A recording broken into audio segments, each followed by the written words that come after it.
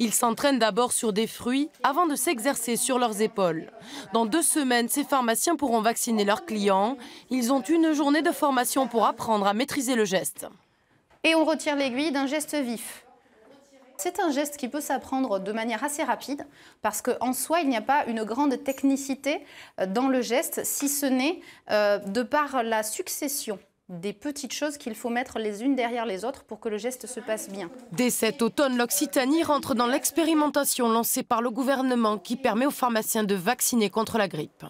La vaccination, effectivement, après cette formation, on se sentira prêt. Personnellement, je me sentirai prêt. Moi, j'étais absolument convaincue que ça faisait partie de nos attributions actuelles et dans l'évolution de notre profession. Après cette formation, ces pharmaciens vont recevoir un agrément de l'Agence régionale de santé leur permettant de piquer dans leurs officines. Les clients n'y voient que des avantages. Moi, je trouve que c'est très bien, on n'a pas besoin d'aller chez le médecin.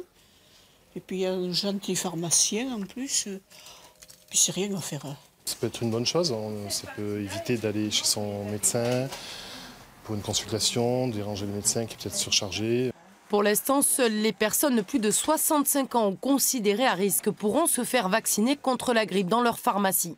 Ces professionnels de la santé sont convaincus par cette mesure. C'est une petite révolution, oui, puisque c'est la première fois que les pharmaciens vont faire un acte médical. L'idée étant d'augmenter la couverture vaccinale au niveau antigrippal sur les régions concernées pour l'instant. Et d'ici l'an prochain, enfin, si tout va bien, pour toute la France, puisque ça doit être généralisé. Les 550 officines déjà agréées par l'ARS pourront vacciner dès le 6 octobre prochain. Avec cette mesure, le gouvernement espère augmenter la couverture vaccinale de 50 à 75% de la population à risque.